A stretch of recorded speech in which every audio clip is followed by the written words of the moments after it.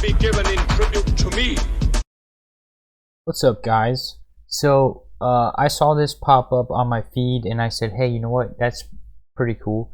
I know Kevin Smith has been kind of pretty woke these days. He's got sucked into the progressive super woke politics stuff, and he's made some pretty woke turds of recently, but that doesn't discredit his entire creative history or his entire creative catalog.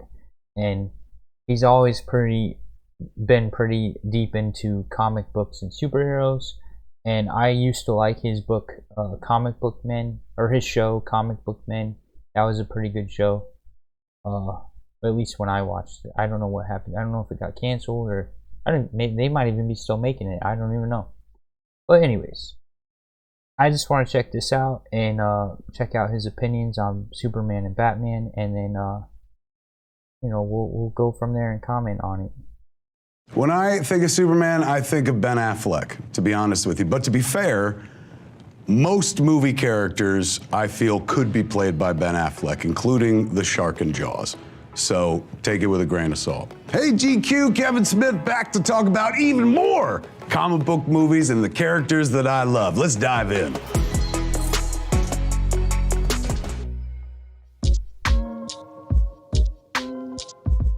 How you nail that role, in my estimation, is how you play Clark Kent. Because Clark Kent is the mask. Superman's the guy, the actual person. He dresses up like Clark Kent to hide who he is. Playing Superman is difficult enough, right? Because essentially you're playing pop culture Jesus, which is difficult because Jesus is pop culture Jesus, but like Superman's like kind of right up there, one of the most recognizable figures on the planet, no matter what language you speak. And you know, I was raised Catholic, and I was an altar boy, and I did 8 years of Catholic school. But most of my morality came from reading comic books. Good evening, Officer Mooney. Well, they say confession's good for the soul. I'd listen to this man. Take him away. You know, Batman, my favorite comic book character of all time, but Batman pretty selfish, right? He's like, my parents are dead and the world's gonna pay by never having that happen to anybody else. But I'm gonna beat the shit out of muggers and chain snatchers for the rest of my life. I don't know. I swear to God. Swear to me! It's great, and it appeals to, like, you know, any sort of like, yeah, go get him, Batman, nature that's in you, but Superman isn't about that. Superman would try to save somebody, try to turn them from evil, try anything rather than just beat them up. The only people he beats up tend to be larger-than-life figures with super strength, come from other planets and stuff. Of all the actors who have essayed the role of Superman in the movies, I'm very partial to Chris Reeve. I grew up with Chris Reeve Superman. I was familiar with George Reeves Superman from black and white shows and reruns when I was a kid, but this is gonna be ironic coming from the guy who made Clerks. I didn't like black and white when I was a kid. Chris Reeves Superman was my childhood. An amazing actor who carried both characters insanely well. And that incarnation of Superman will forever be the close. I also grew up with Christopher Reeve Superman, but for me, Henry Cavill really managed to outdo it. For me, combined with the visual effects and, you know, I just seemed like a more realistic, better Superman. So I like Henry Cavill Superman better, and that may be a controversial take. I also think Ben Affleck's Batman is one of the best Batmans because, come on now, listen. What is arguably the best portrayal of Batman in any medium of media, right? Batman the Animated Series. Batman the Animated Series. So if that's the best portrayal of Batman, then wouldn't judging a movie, theatrical feature film Batman, wouldn't you say, okay, what a feature film Batman, which Batman is the most similar to Batman the Animated Series? And to me, if you take his Bruce Wayne and his Batman, they are the most similar looking and behavioral to Batman the Animated Series. The way he had his Alfred, him and his Alfred, and his stoicism and his planning, and his constant. Anyways, it just felt to me like he was the closest to Batman the Animated Series. As far as Christopher Reeves, oh yeah, I wanted to comment on Superman beating people up. Yeah, he beats the crap out of people who can take it, like Darkseid can take it, Doomsday can take it, Mongol can take it, Lobo can take it, Darkseid's son can take it. I can't remember his name. Calabath or something. Something like that. There's all sorts of larger than life Superman villains that are as powerful as Superman, and that he can get his ass whooped, but that he can be made to bleed by and also ass kick with them. Possible because he stands for hope. Chris Reeve created a completely different Clark Kent than the one in the comics even. Come on. Clark, I think we better get out of here. I think we better do what he says, Lois. Come on, get in here, quick. Don't do anything. It's all right. Bumbling, unsure of himself. Somebody that Lois Lane, played by Margot Kidder, would never be like, this could be Superman. She'd be like, not Clark. Clark's an idiot.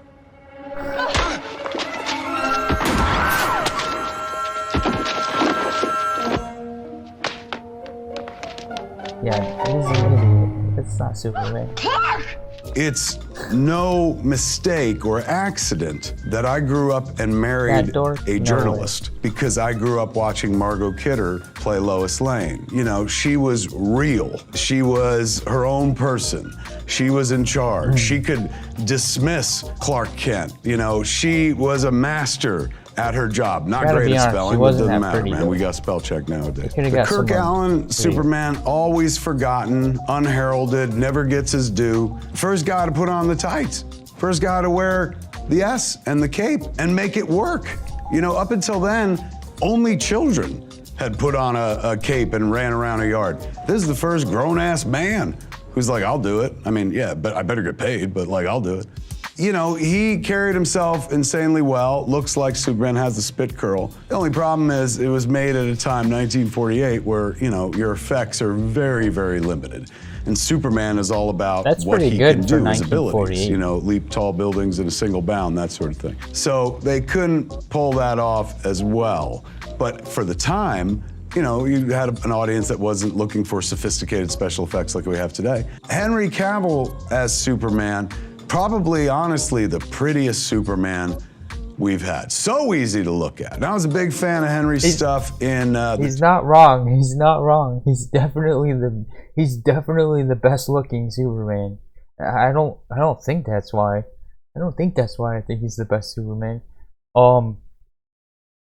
But Henry Cavill's suit is the best, because if you look at Christopher Reeve's suit, there's like a distinctive 1970s feel to his suit. It's kind of outdated, and that's why I think Henry Cavill is the best Superman, because at some point we outgrow these old-fashioned versions of the character, and like because for me that suit doesn't hold up. That suit doesn't hold up. Like his whatever you call it, his trunks are way too high on the waist, right?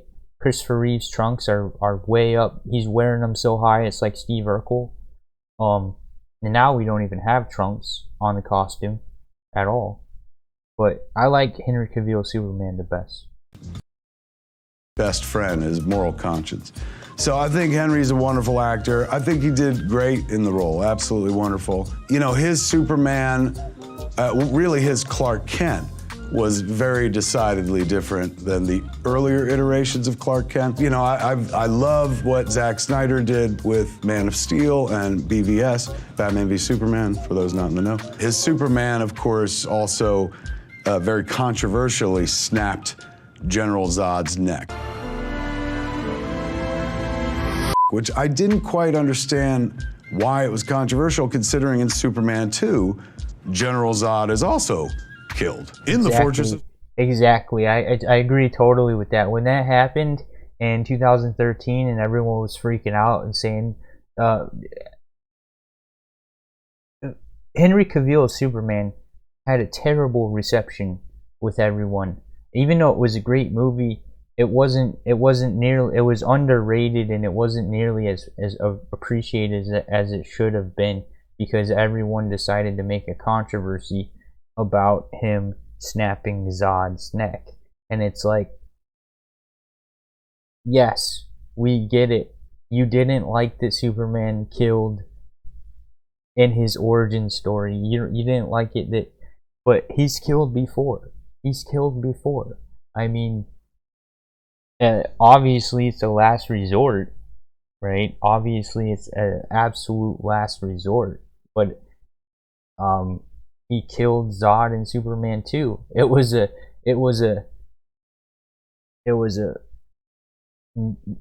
like non-gory kill, like, oh, I'm throwing you in the misty chasm of the Fortress of Solitude. Ah. But where do you think that misty chasm goes?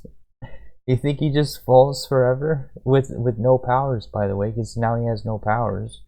So he's gonna die. And even if it does fall forever, he doesn't have his Kryptonian powers anymore, so now he's a mere mortal and he needs sustenance, so even if he's falling forever, he's gonna die of hunger or thirst.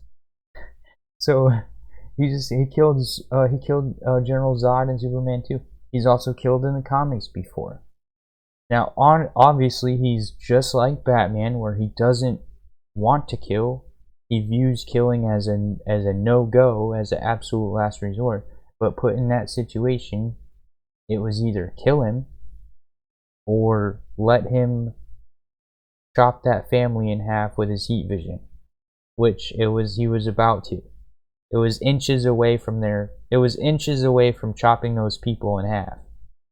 And he didn't have any other choice. And that's why he screamed right afterwards. He screamed because he was mad that it came to that. He didn't want to do that, and he was sad about it. His body there. So when people were like, hey man, this ain't Superman, I'm like, I don't know, Superman was killing people in the 70s and the 80s as well. Batman has been a best friend of mine since I was a child. You know, since I was 3-4 years old, Batman has been a big feature in my life. So when you say Batman, who's the first Batman actor that pops into my head? It's Kevin Conroy. Merry Christmas, Joker. 100%. Kevin Conroy's been the voice of Batman for what, 3 decades at this point? And his portrayal of the character is absolutely pitch perfect. His Bruce Wayne is pitch perfect, and his Batman's pitch perfect. It carries the sadness. If you're unfamiliar with this is what I was talking about earlier. This portrayal of Batman and Bruce Wayne is from Batman the Animated Series. Batman the Animated Series, which started in the early 90s, is when Kevin Conroy started voicing the character, and that's what you just saw. And it's kind of marshaled by the assurance of somebody who knows they're doing the exact right thing in life. It's horrible to lose anybody in this life, but to be there at the scene of a crime and be ineffective, to have no power to make a difference, that's what fuels that character. So Kevin Conroy captures that perfectly. He never forgets that at the center of Batman is a sad, broken little boy who lost everything. So right after Kevin Conroy, of course, I was raised by Adam West Batman. That was my first Batman, my childhood love, the Bright Knight, as Adam West used to call himself. But I don't like Tim Burton's Batman, Michael Keaton, will forever be my Batman. You have to understand, I know nowadays everyone gets a comic book movie every 10 seconds and stuff, but like on June 23rd, 1989, like, I remember it like it's my kid's birthday. We got a version of Batman that was so close Michael Keaton's to what Batman we a lot. knew from the comics. When this movie came out and they cast Michael Keaton, like when they made that announcement, there was no internet at this time, and it still broke the fucking internet. Because people were like, Mr. Mom is Batman? What are you, nuts? And then one day, Warner Brothers put out the first photo of Michael Batman, Keaton wearing for the sure. Bat costume, standing next to the Batmobile. And the whole world shut up. This is a guy doing this 30, 40 years before anyone started treating this shit seriously. And like, you know what makes nowadays, him so great as Batman?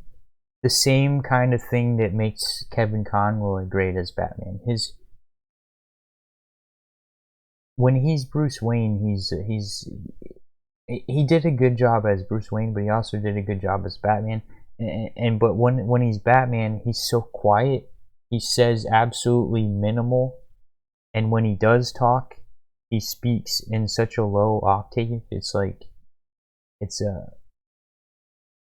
just did a great job. Also played Batman wonderfully. And he's the Comes over first to play to do it Gore the that dark, Butcher too. in a Thor movie and stuff like that. In Batman, Tim Burton's Batman in 1989, Bruce Wayne, Michael Keaton's version of Bruce Wayne, is always distracted. Look at the first 20 minutes of that movie. He's always like, huh? Oh, yes. Huh? Oh, certainly. Yeah.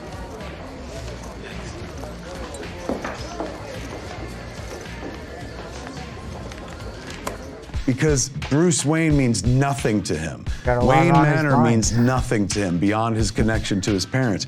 He is truly Batman. And as he's walking around as Bruce Wayne, he doesn't quite know how to function properly. The only way he can feel himself is in the suit, avenging evil. So there's a moment in Batman Returns. Batman is in, what's the Bat ski boat, I think they call it? And Batman has a ride for everything. And he's going through the sewers of Gotham headed toward the Penguin's lair. You know, it's very heroic music playing, but two penguins pop out of the water and they got missiles strapped to their back. And Batman sees it, reacts, and turns the wheel, and the skiff goes around the tunnel, missing the penguins. The ski boat rights itself past the threat, and they cut to this one shot, so quick, blink and you'll miss it, of Batman in the Bat ski boat, a kind of reaction shot to what just happened. And Michael Keaton encapsulates everything I love about the madness of the world of Batman by doing simply this. That's it. He just looks back as if like, I almost got killed by two fucking penguins with missiles on their backs. Like, what am I doing? Dude, that's so subtle. That's so subtle. He's such a good actor in his portrayal of Batman. I will complain one thing about his portrayal in the first Batman that he did, Batman 1989. There is a scene, and I don't know if this was his fault or if it was the production's fault. But there's a scene when he's fighting Joker's knife goon after he just zipped Vicky Vale up on his grapnel gun, and so he had to let go because she lied about her weight. It was supposed to carry them both up, but it didn't. It failed because he calculated the weight wrong because she lied about her weight, and then he had to drop down. So when the knife dude comes out to fight him, there's a knife dude with swords who comes out to fight him, and the swords are so obviously fake and goofy looking. But anyways, there's a shot where Batman's posing to fight this knife dude, and in that you can clearly see that it's not Michael Keaton fight it's too obvious for too long that it's not Michael Keaton dressed as Batman right there. And I don't know why Michael Keaton couldn't have shot that himself. Even if they were real swords, come on, dude. You're a full suit of rubber. The only thing exposed is your jaw. You're not gonna get cut, and the dude's not that. He's not like right up on you. It's not. I don't know, but for some reason they used the stunt double, and it just kind of, when I noticed that, it ruined my enjoyment of it. It was like, ah, that, you know, I like to be immersed. I'm sure everyone likes to be immersed. The little stuff like that kind of ruins it, but at the same time, there's cool Easter eggs if you did notice it. And then I didn't notice it on my first viewing, so as long, you know. Anyways, so there's another scene in Batman Returns where at the end, I don't know if you notice this in Batman movies, but pretty much every single Batman, whether it's Michael Keaton, Val Kilmer, George Clooney,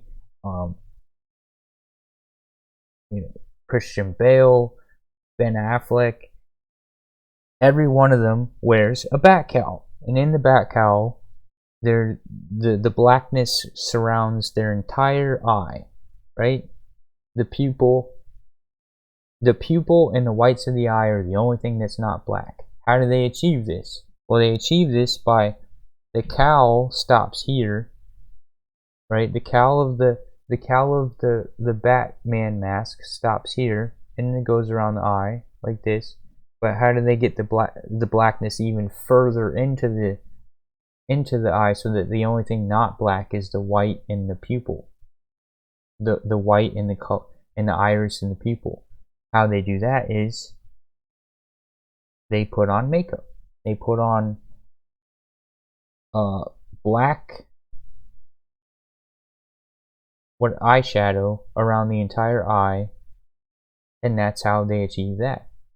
So in one shot, in the end of Batman Returns, when he's in love with Catwoman and he's trying to get her to chill out and stop what she's doing, he's like, "It's me," right? And in this shot, he's wearing the Batman cowl. You can see the eyeshadow around his eyes. And then 2 seconds later, he tears his cowl. When I say cowl, that's the mask, if you don't know. So he tears his cowl and mask off. And then there's no eyeshadow. Like, oh wait, even worse than that. I didn't even describe it properly. In one shot, he's still wearing the mask. In one shot, there's eyeshadow, and then in the next shot, right as he's pulling it off, he's still wearing the mask, but there's no eyeshadow. And then he tears the mask off, and there's no eyeshadow. It just magically disappeared from in second. It was just so noticeable. Anyways, I'm out of here. He's just like, this is my life. Now, I'm just one man with one man's opinion, so I know the internet out there right now, half of them roasting me going, "You forgot this, you forgot that." Well, guess what? Here's your chance to let me know what I forgot. Tell me what an asshole I am. Go to the comments and tell me how I fucked up. That's what my mom does. She goes to the comments of every article I'm in. You're okay, Kevin Smith. You're okay, Kevin Smith. You got enough hate from other people about the woke turds you've been making lately, but luckily, I don't really care that much about He-Man. So, and there was some other project he did that it was super woke left. But anyways, that was a pretty decent video. Appreciate you guys for watching this. Please like, subscribe, all that helps me in the algorithm, and follow me on Twitch. And I hope you guys, have a good rest of your day and all that. And if you want to watch another video, it's gonna pop up right here. Wait, no. Right here, best suggested for you, and I'll catch you guys in the next video. Peace out, guys.